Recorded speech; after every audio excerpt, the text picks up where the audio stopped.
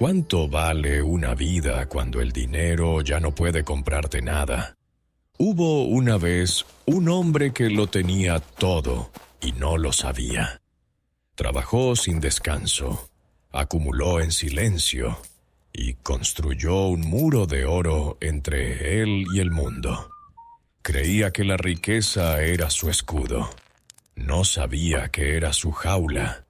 En un pueblo pequeño, donde todos se conocen y las puertas no necesitan llave, la codicia puede crecer igual que crece en las grandes ciudades, despacio, invisible, disfrazada de prudencia. Esta es la historia de un hombre que lo perdió todo 2 veces. La primera, sin darse cuenta. La segunda, por elección propia. Y en esa segunda pérdida, encontró lo único que nunca había podido comprar. Si esta historia te llega al alma, suscríbete a Crónicas del Otro Mundo y activa la campanita. Es tu apoyo el que nos permite seguir trayendo estas historias a la vida.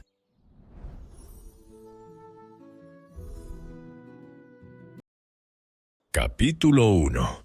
El forastero que llegó con las manos vacías. El pueblo despertaba siempre antes que sus habitantes. Primero era la luz, una franja anaranjada que empujaba la oscuridad sobre las cimas de los cerros, tiñendo de ocre las paredes de adobe y de plata las tejas de barro. Luego venía el olor, humo de leña verde, frijoles al fuego, tortillas calentándose sobre el comal. Un aroma espeso que no tenía prisa, que se pegaba a la ropa y a los cabellos y que uno llevaba consigo todo el día sin notarlo, como se lleva el acento de la tierra donde uno nació. Después llegaban los sonidos, el cacareo de los gallos respondiendo desde cada rincón del caserío, el ladrido lejano de algún perro, el chirrido de una puerta de madera hinchada por la humedad de la noche. Las gallinas cruzaban la plaza de tierra apisonada con esa dignidad torpe que solo tienen los animales que saben que nadie les apura. Las piedras del camino central, gastadas por generaciones de pies descalzos y herraduras, brillaban apenas con el rocío del amanecer. A lo largo de la calle principal, las casas se alineaban como dientes irregulares. Algunas de adobe reforzado con cal, otras apenas tablones viejos sostenidos por la costumbre y la fe. En los portales, los viejos sacaban sus sillas de palma antes de que el sol pegara de lleno, como si el tiempo que pasaban allí sentados formara parte de un ritual tan antiguo como el pueblo mismo. Era un lugar pequeño, sin nombre en los mapas grandes, pero con nombre en la memoria de quienes habían nacido allí y en la boca de los que llegaban buscando algo. Trabajo, olvido, o simplemente un sitio donde empezar de nuevo. Y fue en uno de esos amanecimientos anónimos cuando llegó él. No llegó solo. Venía entre un grupo de hombres que el contratista del pueblo había traído desde el interior para levantar una nueva construcción en el extremo norte del caserío. Eran 8, 10, quizás 12 hombres polvorientos que bajaron de la parte trasera de un camión desvencijado con los huesos doloridos y los ojos entrecerrados por el sol de mediodía. Traían poco. Una muda de ropa enrollada dentro de un costal, un par de herramientas personales y esa mirada particular de los que han viajado mucho sin llegar nunca a ningún sitio que sienta como propio. Él era el último en bajar. Los que lo vieron aquel día describirían después, con el paso de los años, cosas distintas. Unos dirían que era un hombre alto y de pocas palabras. Otros recordarían sobre todo sus manos. palmas anchas, dedos gruesos, con nudillos que parecían haber sido tallados a golpes desde la infancia. Lo que nadie discutía era que su ropa estaba más vieja que la de los demás, no por descuido, sino por uso honesto. Era la ropa de alguien que la había lavado tantas veces que el color original ya no importaba, que había remendado los rotos con lo que encontraba a mano, que dormía con ella cuando hacía frío porque era lo único que tenía. Un sombrero de paja deshilachado le protegía la frente del sol. Sus botas de cuero tenían la suela cosida con alambre. Nadie le preguntó su nombre en esos primeros días, y él no lo ofreció.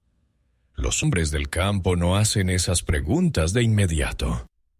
Primero se observan trabajar.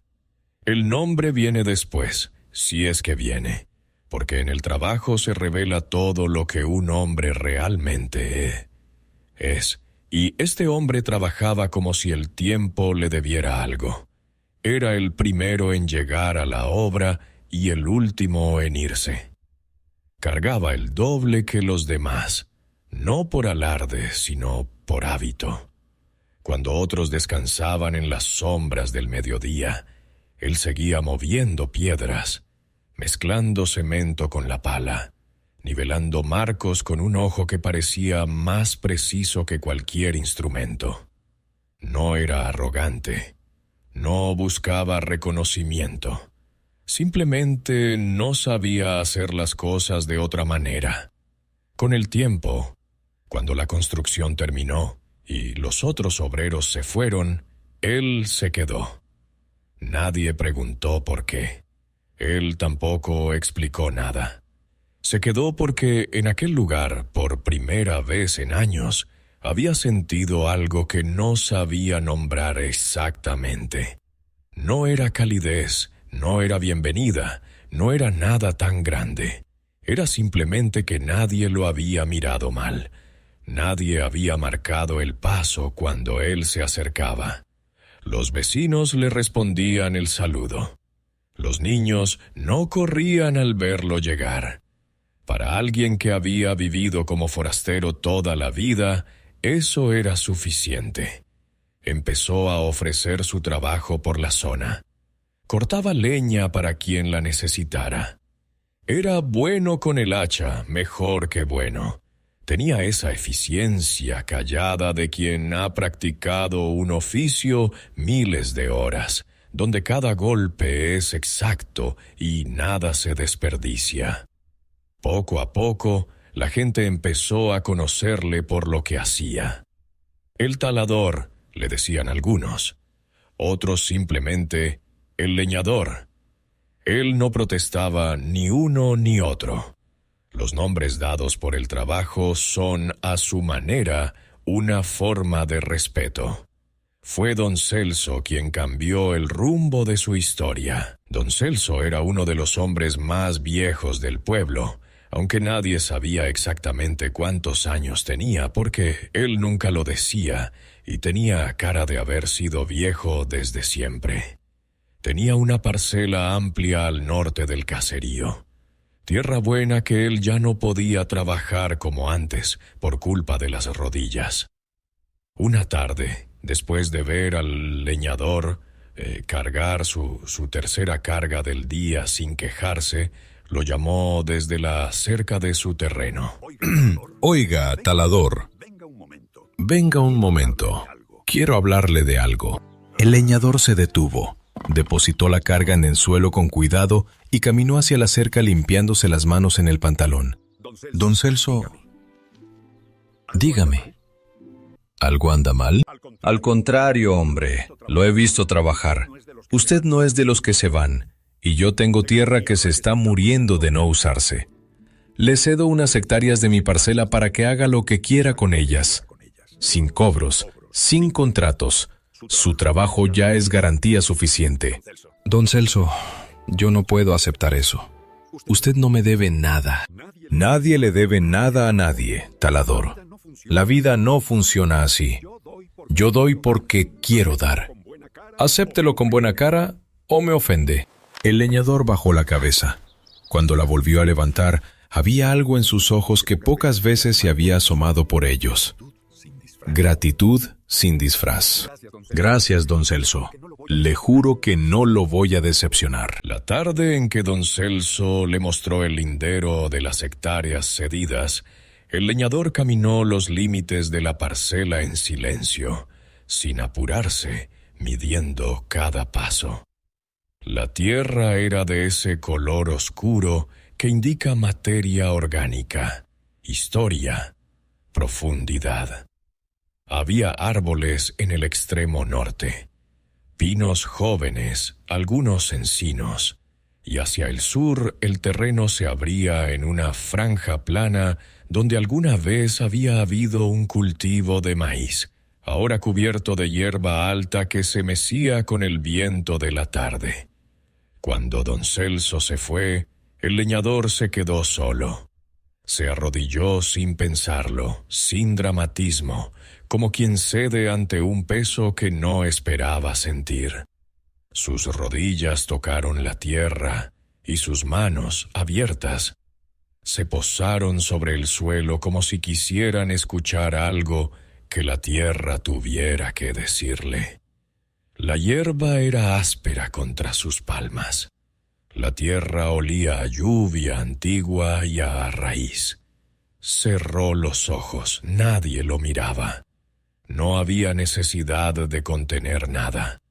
Por primera vez, en muchos años, algo dentro de él, que había estado apretado como un nudo, se aflojó, apenas un poco, pero lo suficiente para que el aire le entrara a los pulmones de otra manera. Tenía tierra, suya, no rentada, no prestada, cedida por un hombre que no lo conocía de nada y que sin embargo había visto en él algo digno de confiar. Eso pesaba más que la tierra en sí. Pero la tierra no era todo lo que necesitaba.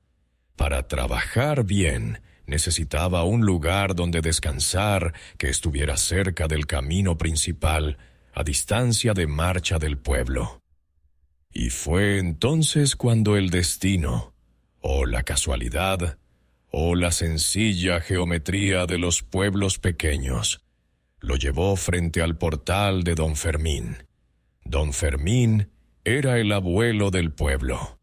No abuelo de alguien en particular, sino abuelo en el sentido más amplio.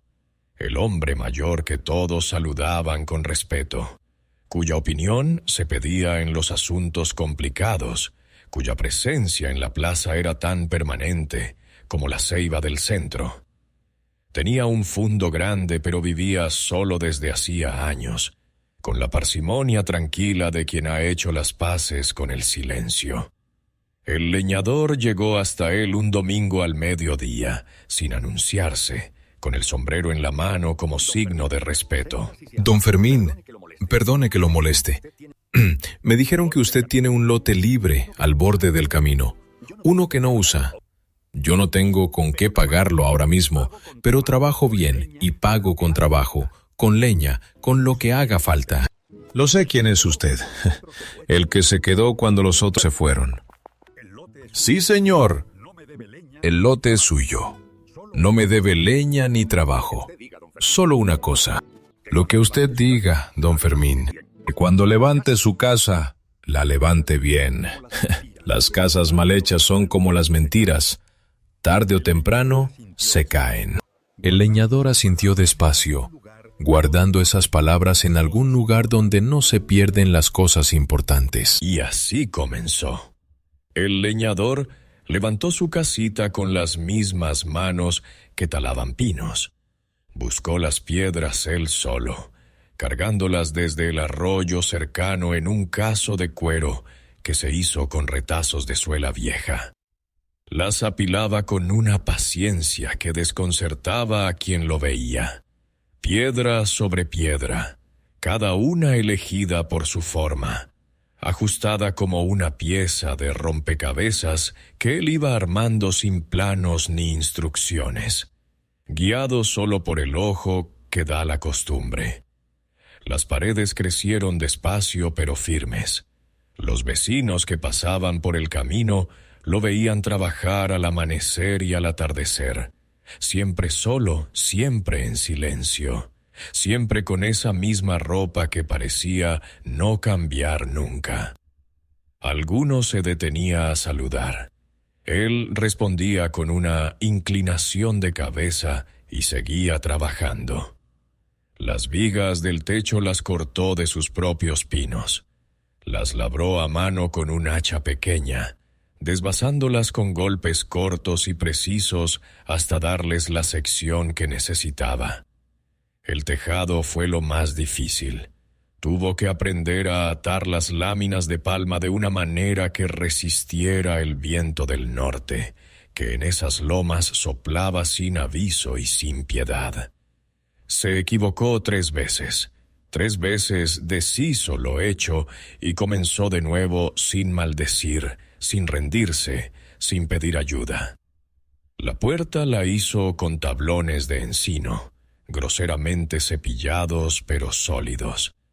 La colocó en un marco que había nivelado con un hilo mojado, el método que le había enseñado un viejo albañil en otro pueblo, en otra vida que ya no recordaba bien. Cuando la colgó en sus goznes de forja y la empujó por primera vez, abrió y cerró con un ruido seco y definitivo que resonó en el silencio de la tarde como una declaración. La casita era pequeña. Cabía una cama de tablas, una silla, una mesa y un rincón para la estufa de barro que él mismo modeló con arcilla del río. No tenía ventana grande. No necesitaba más. La primera noche que durmió dentro, no durmió. Se tumbó sobre el jergón de hojas secas que había preparado, con los brazos cruzados sobre el pecho, mirando las vigas del techo en la oscuridad. Afuera, el pueblo dormía. Se oían grillos, el viento entre los pinos, el ladrido ocasional de un perro que respondía a otro en la distancia. Pensó en don Celso, en don Fermín, en las manos abiertas sin condiciones. No estaba acostumbrado a eso. En los lugares donde había estado antes, la generosidad siempre escondía algo. Una deuda futura, una expectativa no dicha, un favor que se cobraría más tarde de una manera que uno no esperaba. Había aprendido a desconfiar de los regalos porque en su experiencia los regalos eran anzuelos disfrazados de bondad. Pero aquí estos hombres simplemente habían dado, sin contrato, sin testigos, sin cobros, como si dar fuera lo más natural del mundo. Se preguntó, con los ojos abiertos en la oscuridad, si él sería capaz de hacer lo mismo algún día, si tenía en algún rincón de su interior la misma madera con que estaban hechos don Celso y don Fermín. No encontró respuesta esa noche, pero mientras el cansancio lo iba venciendo y sus párpados cedían al fin, hizo una promesa silenciosa a nadie en particular. Trabajaría. Trabajaría como no había trabajado nunca. Devolvería con esfuerzo lo que no podía devolver con palabras, y quizás, con el tiempo, aprendería a ser el tipo de hombre que este pueblo parecía esperar que fuera. Era una buena promesa. Lo que él no podía saber aún, en aquella primera noche de silencio y esperanza, era que el trabajo y el esfuerzo son cosas distintas al carácter, y que el carácter, cuando llega a la hora de la prueba, revela sin piedad quién es uno en realidad. Esa revelación todavía tardaría años en llegar, pero llegaría.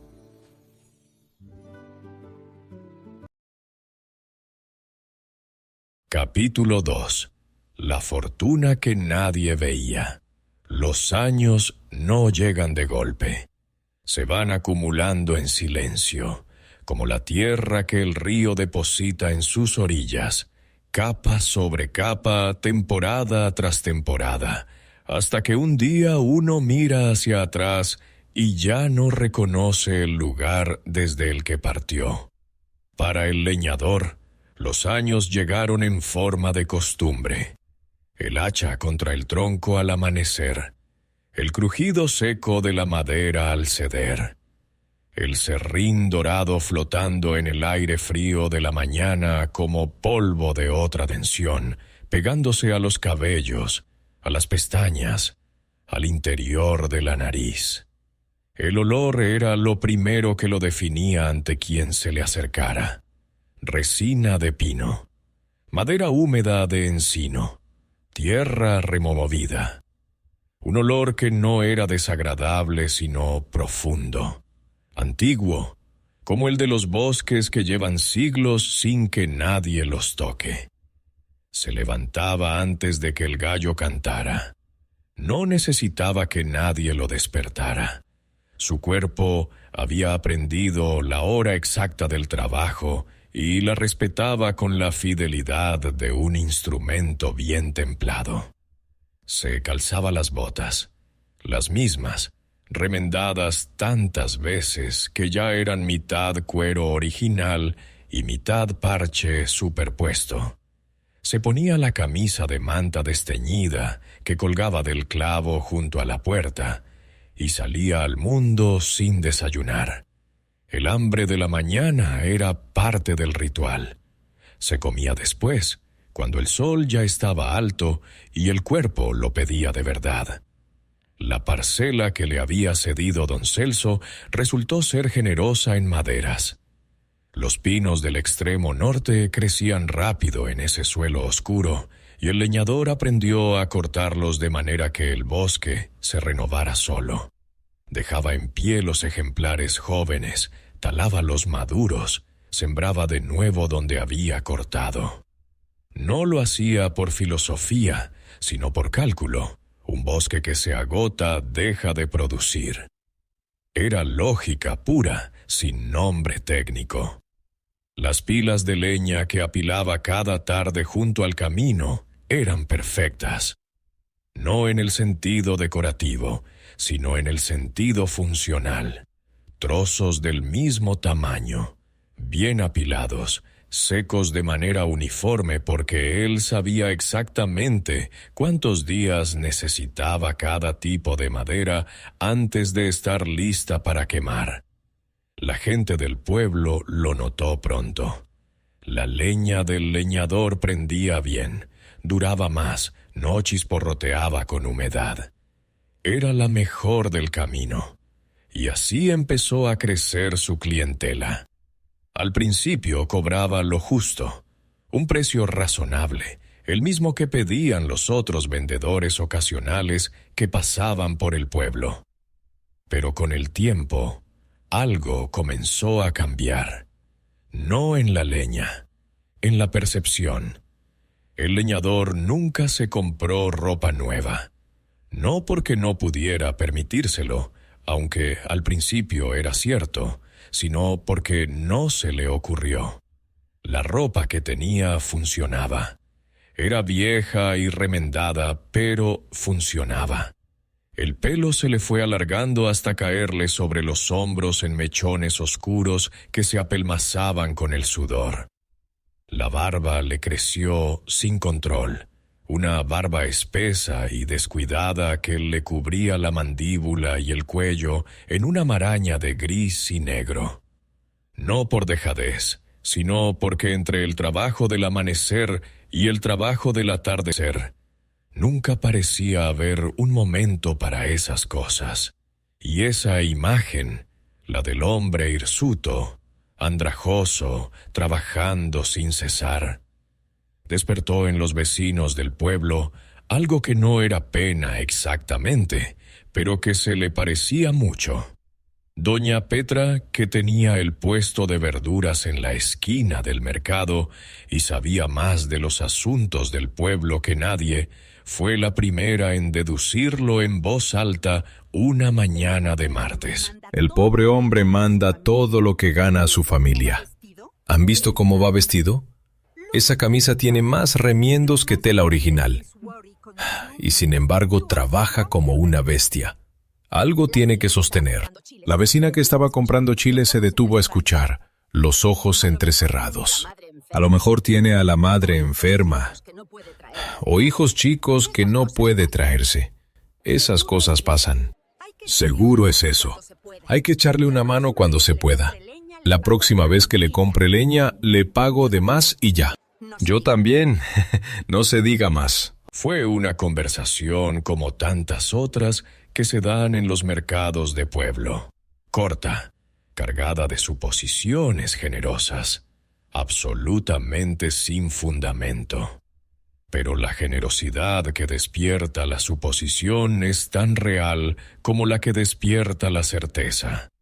Esa misma tarde, cuando el leñador pasó por el mercado con su carga habitual, doña Petra le compró el doble de lo que necesitaba y le puso en la mano más dinero del acordado. Tome, talador, no me dé cambio, quédeselo todo.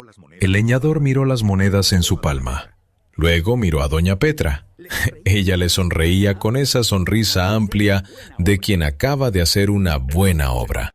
Es demasiado, señora. Le sobra dinero. No me sobra nada. Y usted lo necesita más que yo. No discuta y guárdelo. El leñador cerró los dedos sobre las monedas. No dijo nada más. Una comisura de su boca se curvó apenas, en algo que podría haber sido gratitud o podría haber sido otra cosa. Aquella noche, sentado en el suelo de su casita con la única vela encendida sobre la mesa, el leñador extendió las monedas del día sobre la madera áspera y las contó. Las contó 2 veces.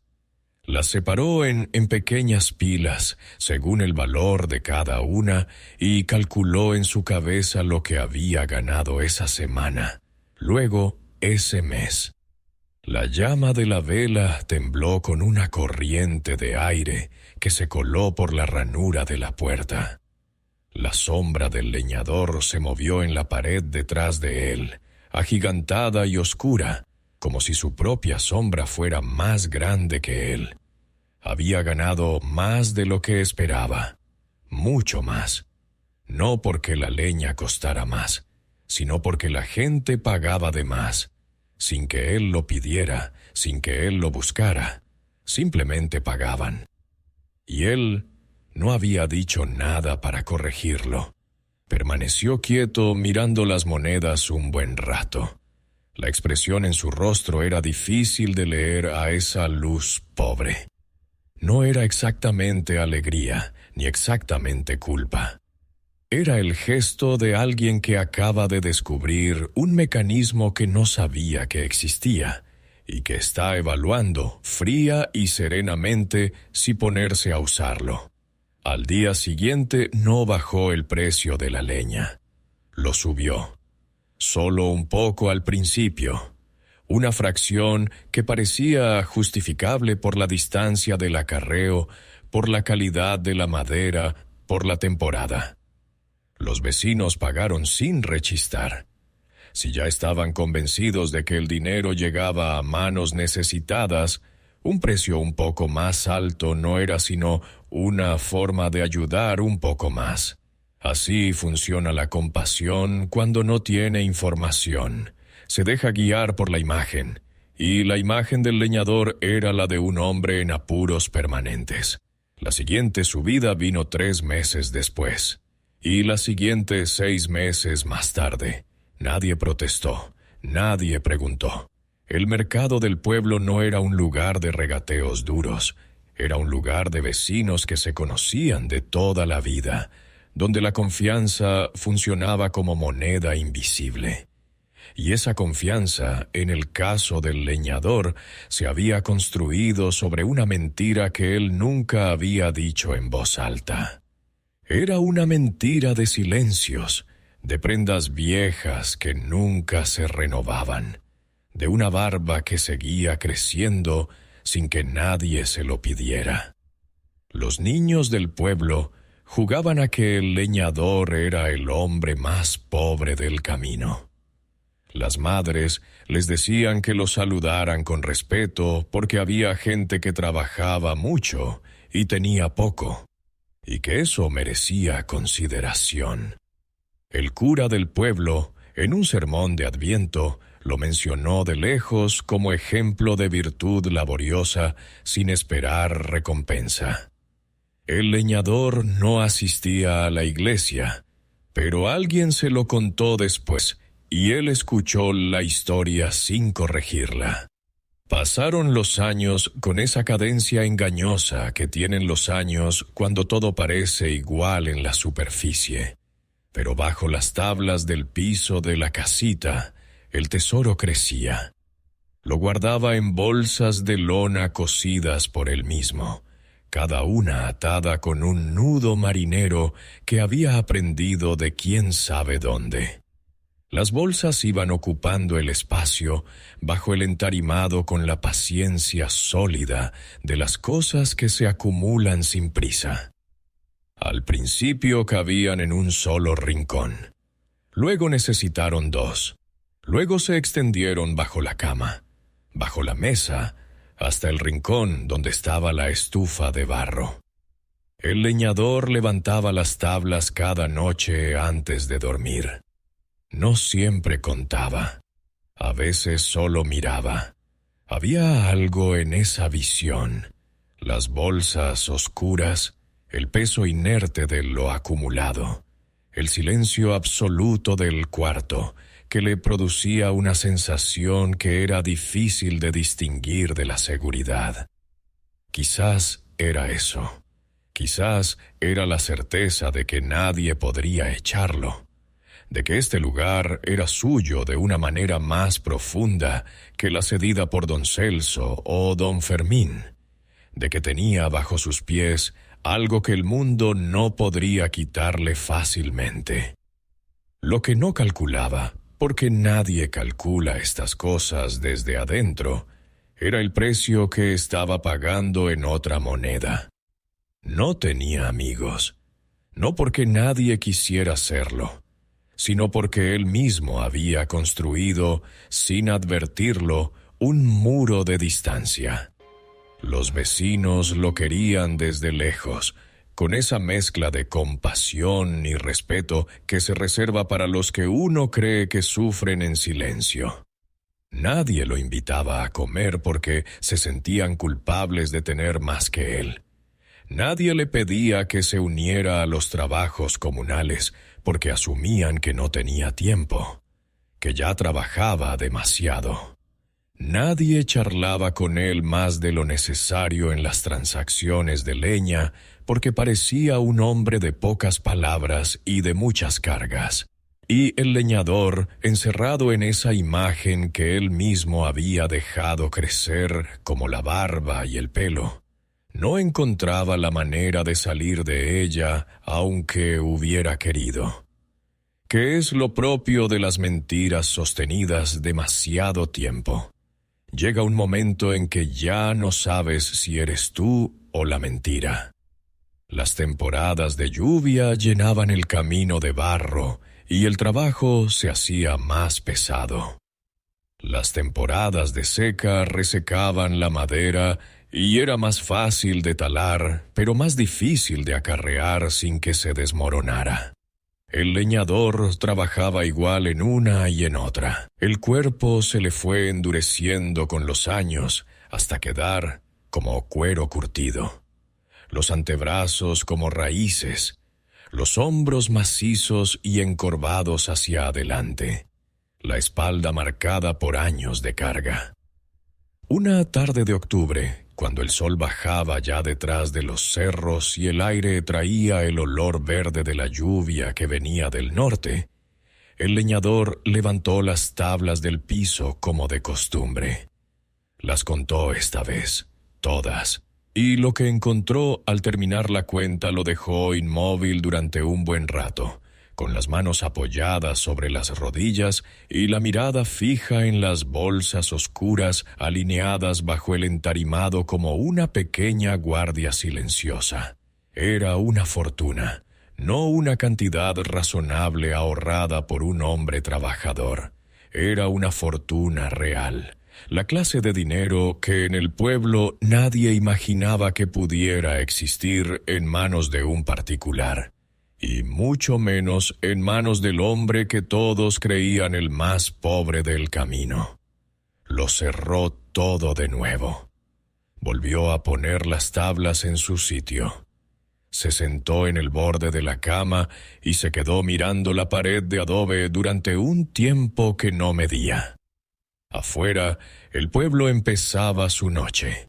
Se escuchaban voces lejanas, el ruido de sillas arrastradas, el ladrido de un perro, la risa de unos niños corriendo antes de que sus madres los llamaran a cenar. Sonidos de vida en comunidad, de gente que se encuentra y se reconoce y comparte el peso del día.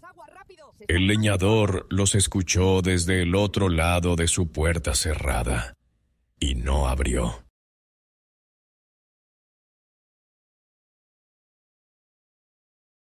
Capítulo 3. Las llamas que desnudan el alma. El verano llegó ese año con una violencia callada. No hubo aviso. No hubo una tormenta previa que limpiara el aire, ni una lluvia tardía que empapara la tierra y la dejara agradecida. Solo el calor, seco, blanco, implacable, cayendo desde un cielo sin nube, como si el sol hubiera decidido acercarse unos kilómetros más de la cuenta. El camino central del pueblo acumulaba polvo fino como talco, que se levantaba con cualquier paso y flotaba un rato antes de volver a posarse, inútil y eterno. Los perros buscaban las sombras desde el amanecer y no se movían de allí hasta bien entrada la noche. Los niños jugaban menos. Los viejos se abanicaban en los portales con periódicos doblados y miraban el cielo con esa expresión resignada de quien sabe que la lluvia no llegará pronto. Los techos de palma del pueblo llevaban semanas sin ver una gota. Estaban resecos hasta la médula, cada hoja de palma convertida en astilla horizontal lista para el fuego. Apiladas en capas sobre las vigas de madera que tampoco habían recibido mantenimiento en demasiado tiempo. El pueblo entero era, sin que nadie lo pensara en esos términos, una pira esperando su chispa. Fue al mediodía del martes cuando llegó. Nadie supo después con certeza de dónde había salido. Algunos dijeron que fue las brasas de una estufa mal apagada, otros que una lámpara volcada en la siesta. Lo cierto es que a esa hora, cuando el sol golpeaba vertical y el aire era tan quieto que no movía ni una hoja, el primer techo prendió cerca del extremo sur de la calle principal, a media cuadra del portal donde don Fermín solía sentarse por las tardes. El fuego no preguntó permiso. En menos de 5 minutos las llamas habían saltado al techo contiguo. El calor seco del verano había borrado cualquier barrera natural entre una estructura y la siguiente. La palma ardía como papel, las vigas como cerillas gigantes. Los muros de adobe cedían desprendiéndose en cascadas de polvo rojizo. El humo negro empezó a subir en columnas densas que se podían ver desde muy lejos. Desde el molino al este del pueblo, desde los campos del norte y desde la parcela en el monte donde el talador llevaba ya 4 horas de trabajo sin parar. Fue Marcos quien lo vio primero.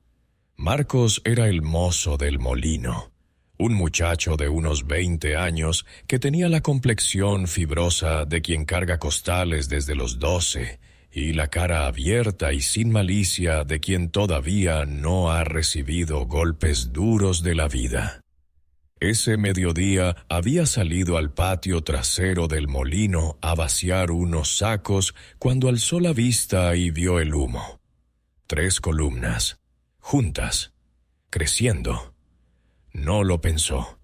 Dejó caer el costal, cruzó el patio en 4 zancadas, tomó el camino del monte y corrió.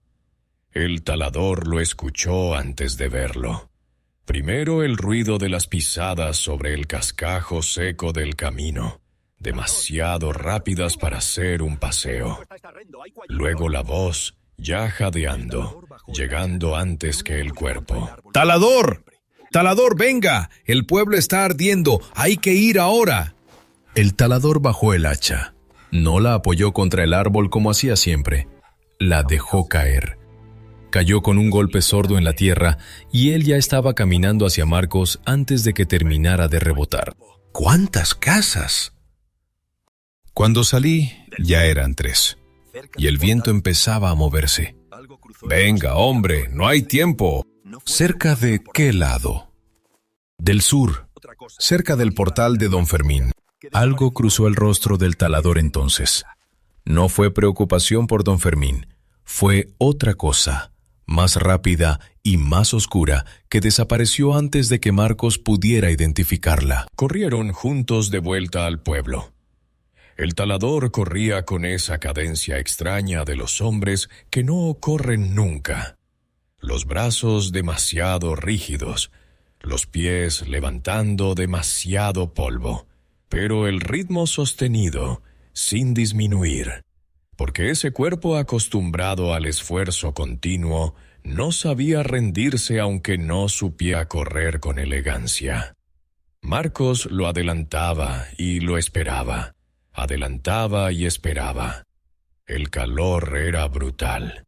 El camino entre el monte y el pueblo, que en condiciones normales eran 40 minutos de marcha tranquila, parecía haberse estirado en el calor hasta durar el doble.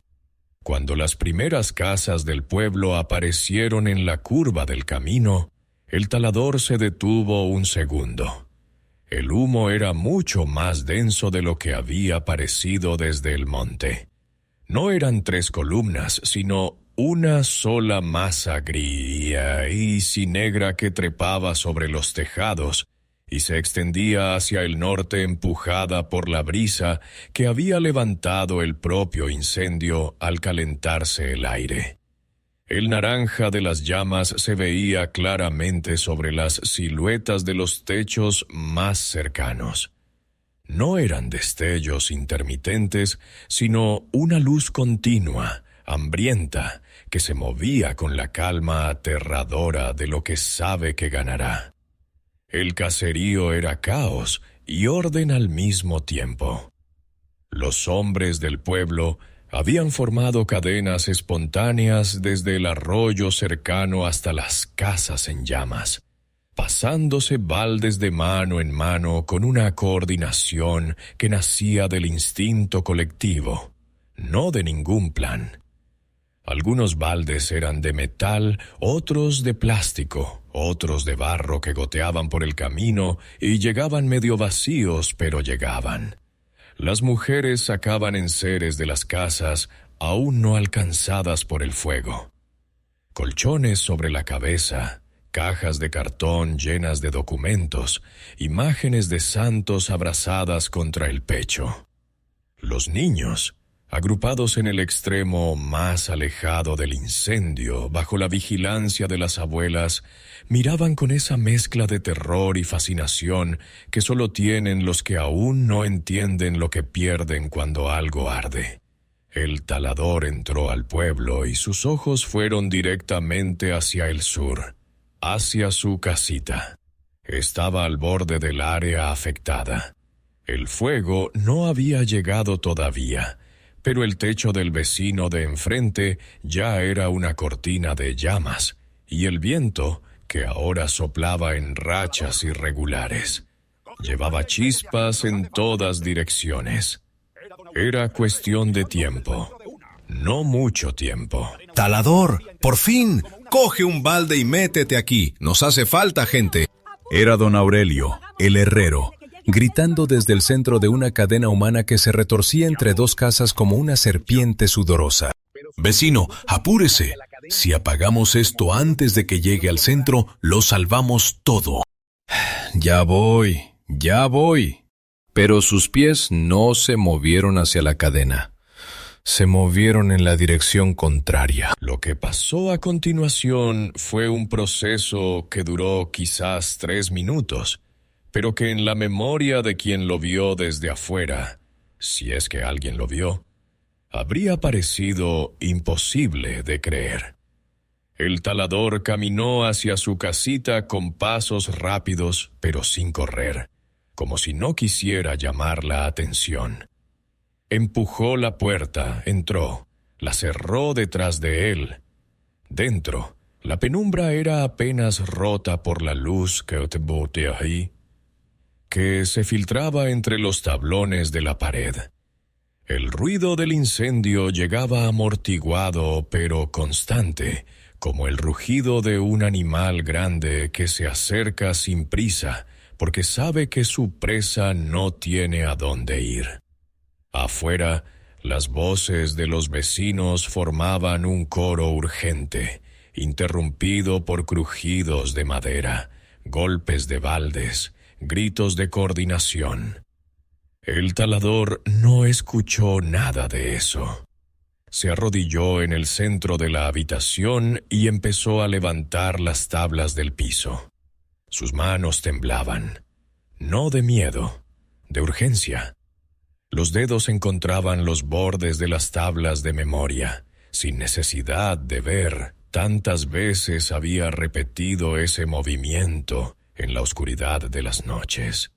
Las tablas cedían una a una, apilándose a su lado en una pila desordenada que en cualquier otra noche habría ordenado con cuidado. Ahora no. Ahora sacaba las bolsas. 1, 2, 3, 4. Las arrastraba hacia el centro de la habitación. Las apilaba. Contaba con los ojos aunque no había luz suficiente para ver bien. El sudor le corría por la frente y le quemaba los ojos.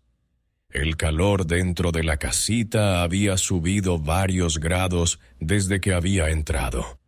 Los muros de adobe absorbían el calor del incendio vecino y lo irradiaban hacia adentro como un horno que se calienta desde afuera.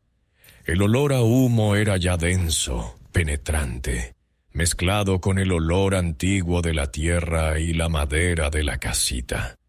El talador no levantó la vista. Siguió sacando bolsas. Afuera, Marcos buscaba al talador entre la gente de la cadena. Lo había visto entrar al pueblo. Lo había visto separarse del grupo. Pero en el caos del incendio, entre el humo y los gritos y el movimiento constante de gente, había tardado en notar que no estaba en ninguna cadena, que no cargaba ningún balde, que no aparecía por ningún lado. Se alejó de la cadena un momento y recorrió con la vista la línea de casas del borde sur. La del talador tenía la puerta cerrada. Frunció el ceño. Y entonces, sobre el tejado de la casita del talador, una chispa de las muchas que el viento llevaba en todas direcciones encontró la palma reseca del tejado y prendió. Fue una llama pequeña al principio. Una lengua anaranjada que lamió un extremo de la cornisa y titubeó un segundo como si evaluara sus opciones. Luego, el viento la empujó y la llama se extendió hacia el centro del techo con la velocidad silenciosa y definitiva de todo lo irreversible. Adentro, el talador seguía con sus bolsas. Las manos se movían rápido, sin pausa, apiñando, ajustando, calculando cómo sacar todo de una vez. El sudor le empapaba la camisa. El calor ya no era incomodidad, sino dolor. Le ardían las orejas, los hombros, la nuca. Un olor nuevo se mezclaba con el humo, el de la palma del propio techo comenzando a quemarse sobre su cabeza. Pero no lo procesó. La mente, cuando está suficientemente concentrada en una sola cosa, puede ignorar señales que en cualquier otro momento habrían resultado imposibles de pasar por alto. El talador no escuchó el crepitar del techo. No registró cómo la luz que entraba por las rendijas cambiaba de color, de blanca a amarilla, a anaranjada. No notó que el humo dentro del cuarto se había espesado de manera alarmante hasta que empezó a coserle los ojos y a hacérselos llorar. Las bolsas. Había que sacar las bolsas. Afuera, Marcos miraba el techo de la casita arder y no entendía por qué la puerta seguía cerrada. Dio 3 pasos hacia ella. A ella. Luego 4 más. Luego la mano en la madera caliente de la puerta y la puerta empujándose hacia adentro y el humo que salió hacia él como un animal escapando y dentro, en la penumbra naranja y sofocante, la figura del talador arrodillado en el suelo entre un círculo de bolsas oscuras, con los ojos rojos y húmedos por el humo, tan completamente ajeno al mundo que se hundía sobre él que ni siquiera alzó la cabeza cuando la puerta se abrió. Marcos lo miró un segundo que fue más largo de lo que debería. Miró las bolsas, miró al hombre, miró el techo, donde la línea de fuego ya había alcanzado la viga central y la madera vieja empezaba a crujir con ese sonido que conoce todo el que ha estado cerca de un incendio. El aviso de que la estructura ya no se sostiene. Las bolsas. Hay que sacar las bolsas. Olvídese de las bolsas. Se va a morir aquí dentro. No las dejo. Ayúdeme. Marcos dudó. La viga volvió a crujir. El humo era ya casi sólido. Y con un insulto entre dientes que él mismo no recordaría después, se agachó y agarró 2 bolsas. Salieron a rastras. El talador primero tirando de 2 bolsas, doblado hacia adelante para mantenerse por debajo del humo más denso. Marcos detrás, con otras 2, retrocediendo hacia la puerta sin soltar la carga porque el talador no la soltaba, y en ese momento la única lógica posible era seguir al hombre que conocía lo que había en esas bolsas, aunque ninguno de los 2 supiera exactamente por qué era tan importante sacarlas. Cruzaron el umbral.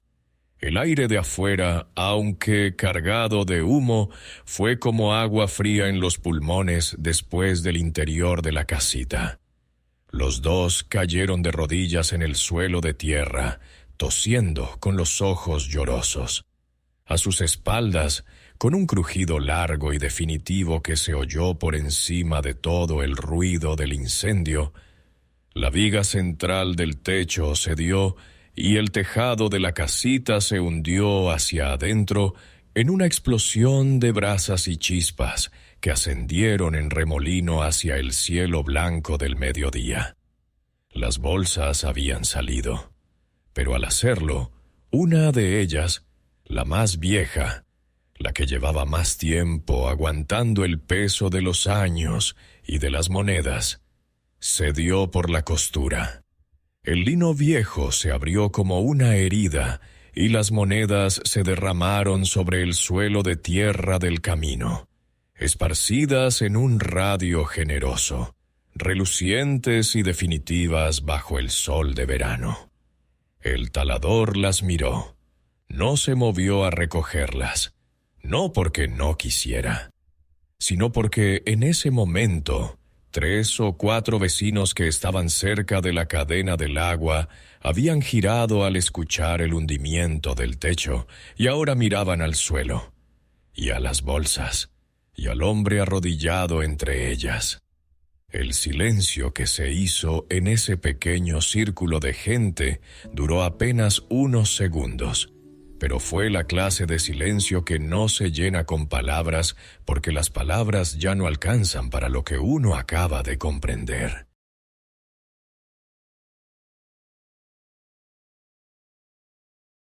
Capítulo 4. El peso del oro y el silencio del pueblo. El silencio no duró, pero tampoco se rompió con gritos ni insultos, como habría sido esperable en cualquier otro lugar. Fue un silencio que se llenó de movimiento, pasos que se alejaban, miradas que se apartaban, baldes que volvían a circular en las cadenas con renovada urgencia, pero sin que nadie volviera la cabeza hacia el hombre arrodillado en la tierra entre sus bolsas rasgadas.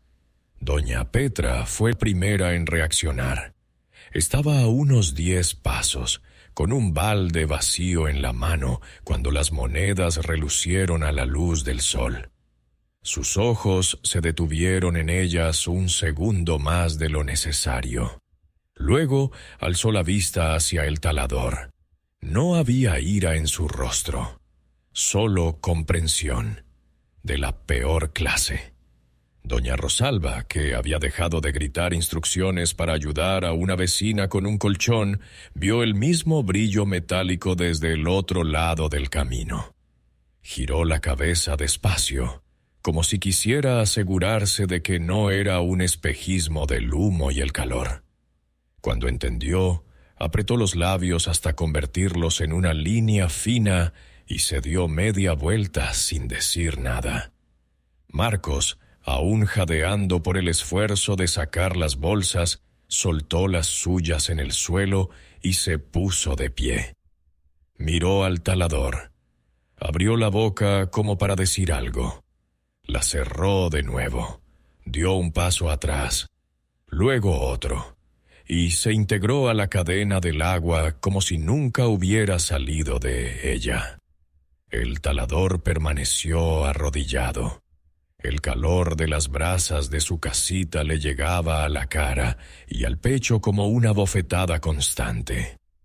El humo todavía le picaba en los ojos, pero no tanto como la conciencia de las miradas que ya no lo miraban. Empezó a recoger las monedas derramadas, metódicamente, sin prisa, como si el acto de recoger pudiera borrar lo que todos acababan de ver. Nadie se acercó a ayudarlo. Nadie le dirigió la palabra. El incendio siguió su curso durante otra hora más. Las cadenas humanas lograron contenerlo antes de que alcanzara el centro del pueblo, salvando la iglesia y la mayoría de las casas principales.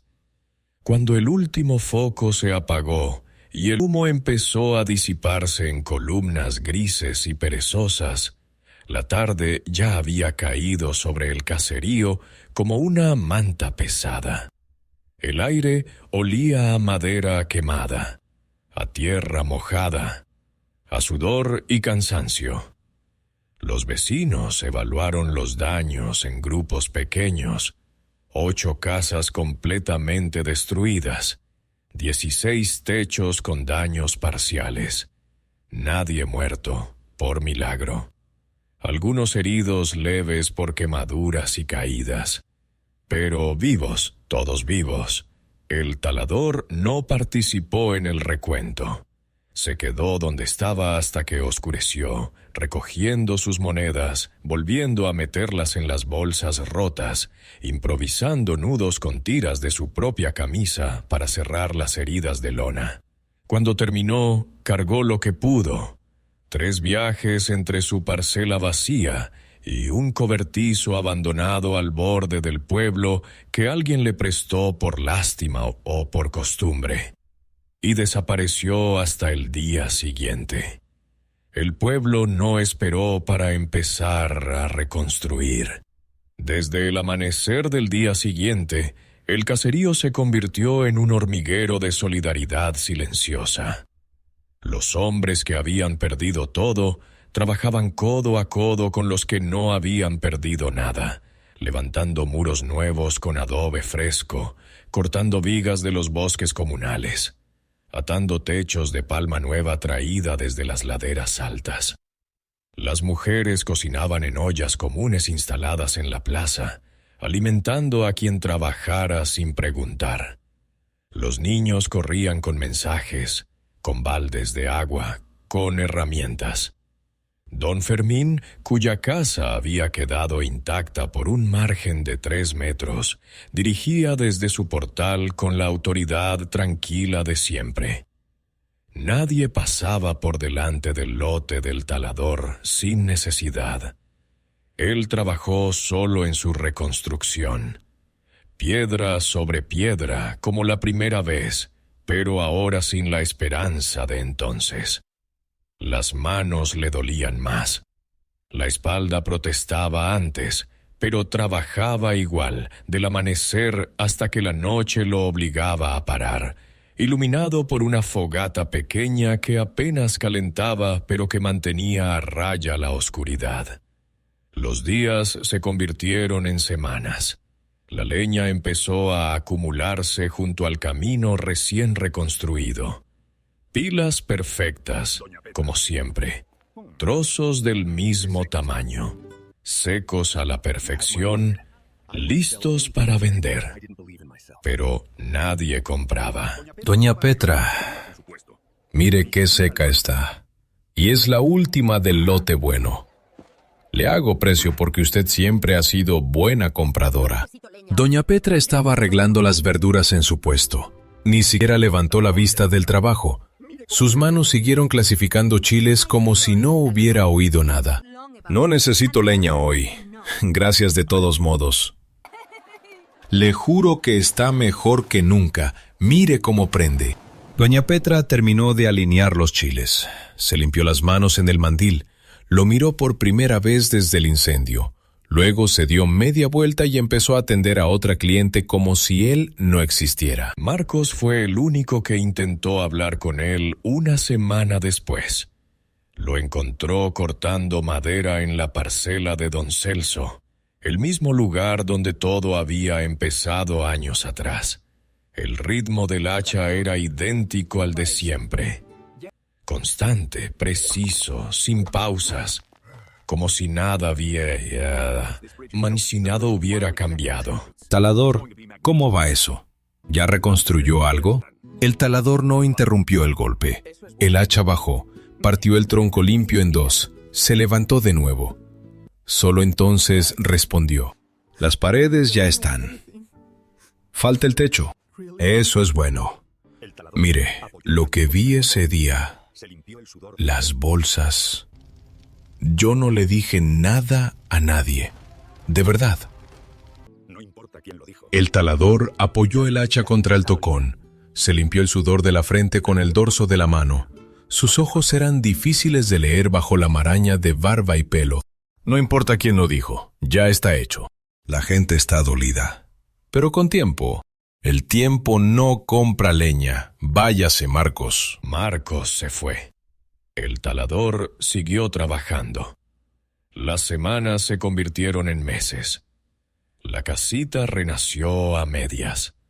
Las paredes de piedra eran sólidas como antes.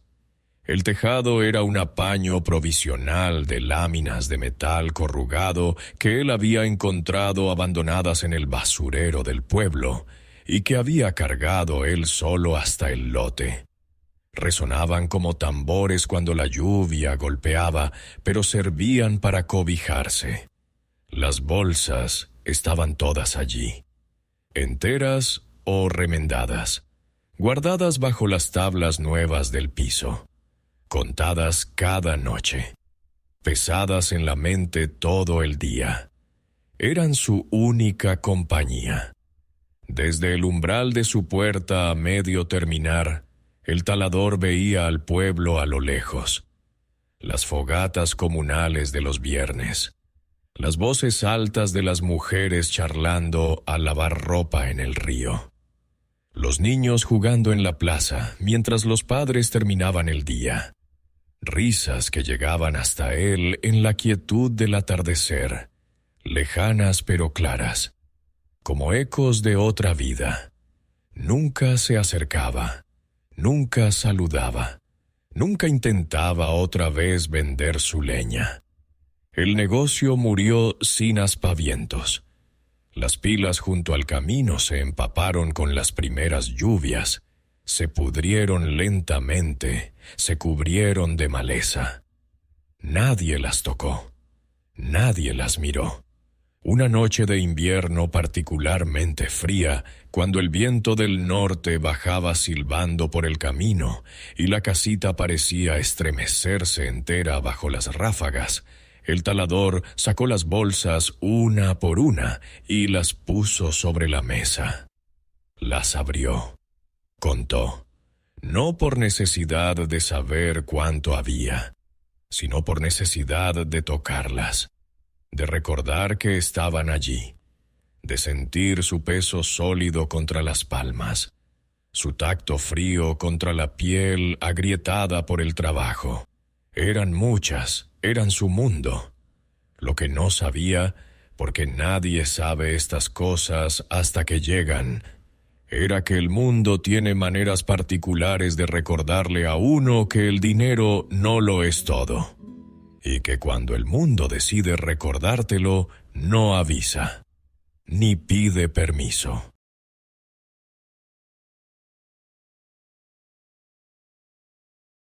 Capítulo 5. La redención que llegó con la muerte. Los inviernos se sucedieron con la regularidad de un péndulo lento. El talador envejeció en su casita a medio terminar, con las láminas de metal oxidándose poco a poco hasta adoptar el color de la tierra que las rodeaba.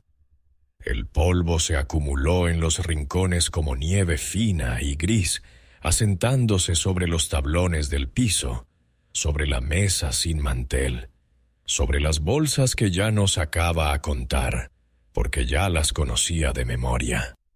El silencio dentro de la casita era tan denso que se podía tocar. Un silencio que no era ausencia de ruido, sino presencia de algo más pesado, como piedra invisible que se iba asentando año tras año sobre el pecho. Sus manos, que una vez habían sido fuertes como raíces, se arrugaron y se cubrieron de manchas pardas.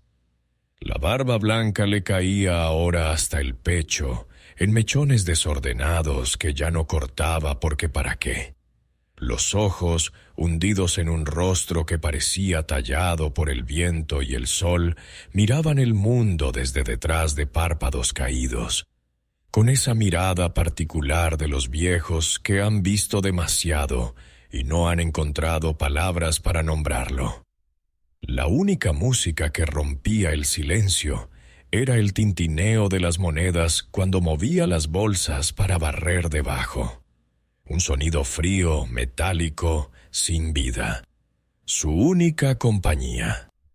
Una tarde cualquiera, o eso parecía, sentado junto a la rendija que hacía de ventana, con las manos arrugadas sobre las rodillas y la espalda encorvada contra la pared de adobe, vio pasar a lo lejos una familia del pueblo. Padre, madre, 2 niños corriendo delante con un perro flaco que ladraba al aire. Risas que llegaban hasta él como ecos lejanos. Nadie giró la cabeza hacia la casita. Nadie saludó. Los niños ni siquiera miraron hacia el camino donde una vez habían jugado a asustarse con el fantasma del talador. Él tampoco levantó la mano. Se quedó allí, inmóvil, hasta que el grupo desapareció detrás de la última curva. El sol del atardecer teñía todo de naranja, y alargaba las sombras hasta convertirlas en dedos gigantes que señalaban hacia su puerta. Por primera vez en años, algo dentro de él se movió. No era arrepentimiento todavía. Era nostalgia por algo que no sabía que había perdido hasta que lo vio alejarse riendo por el camino. Los años siguieron cayendo. Y entonces llegó la enfermedad.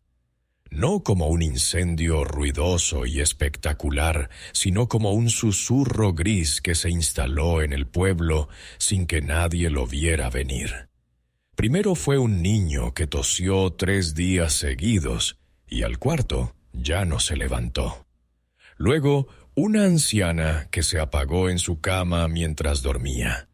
Luego, un hombre joven que escupió sangre al amanecer y murió antes del mediodía. Fiebre alta que no cedía. Tos que rasgaba los pulmones como vidrio roto. Cuerpos que se debilitaban en días, que se rendían en semanas. El pánico se extendió más rápido que el contagio. Las puertas se cerraron. Las ventanas se taparon con trapos húmedos. La plaza, que siempre había sido el corazón del pueblo, quedó desierta. No había niños corriendo. No había mujeres lavando ropa en el río. No había risas en las tardes. Solo silencio. Un silencio diferente al de la casita del talador. Un silencio de muerte que se respiraba en el aire quieto y se veía en las sombras alargadas de las calles vacías. El talador, aislado por decisión propia desde el incendio, no se contagió. Observaba desde su rendija ventana cómo el pueblo se vaciaba de vida. Una mañana vio pasar un carro tirado por una mula, con un cuerpo envuelto en sábana blanca. Nadie lo siguió.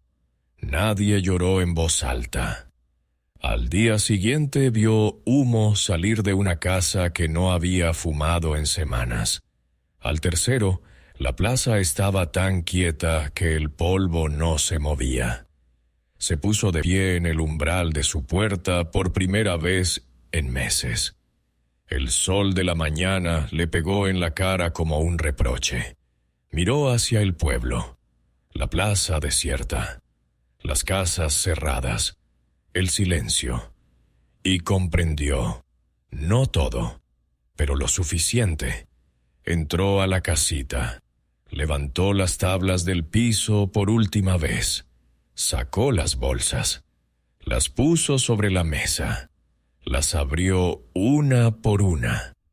Contó las monedas no para saber cuánto tenía, sino para saber cuántas vidas podía comprar.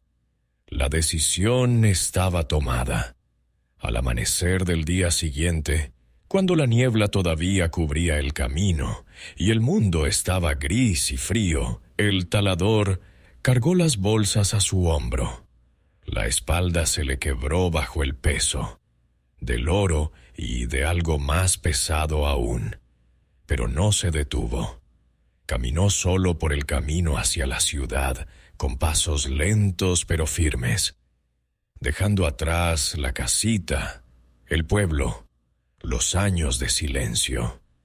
La ciudad era ruido y vida después de tanto tiempo.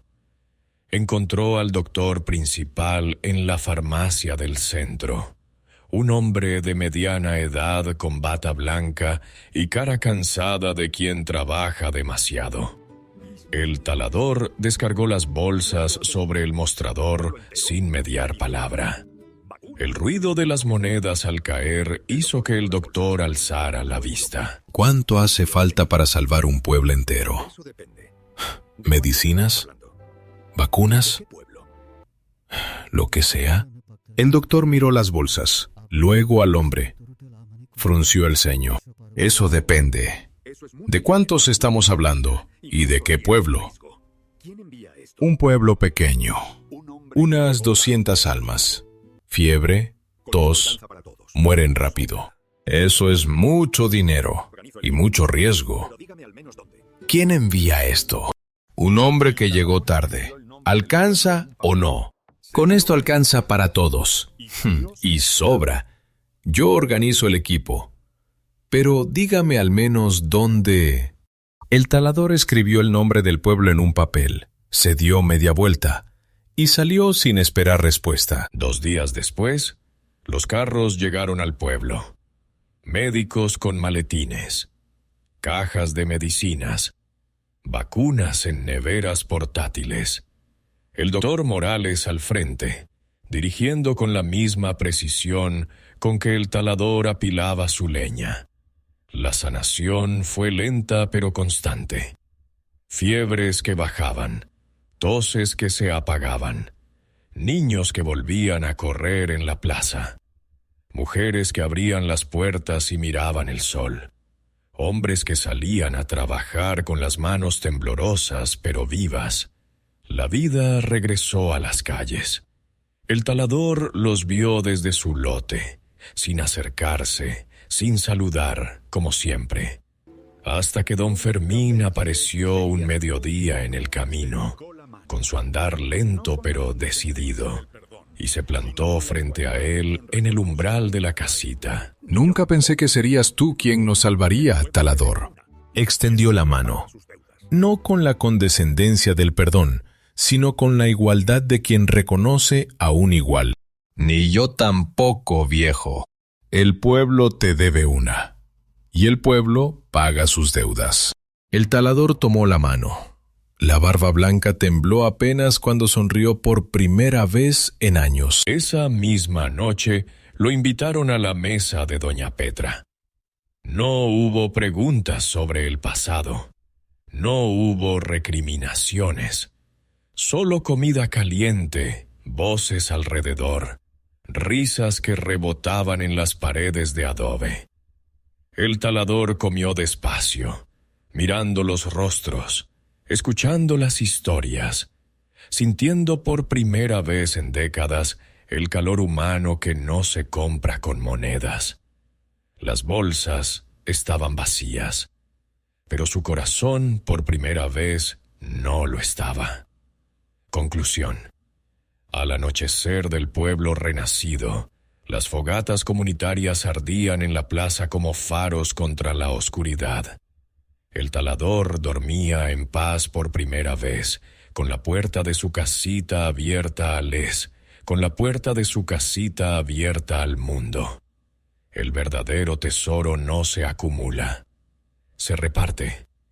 Si estas historias te llegan al alma, suscríbete a Crónicas del Otro Mundo y activa la campanita. Tu apoyo nos ayuda a seguir compartiendo estas lecciones eternas.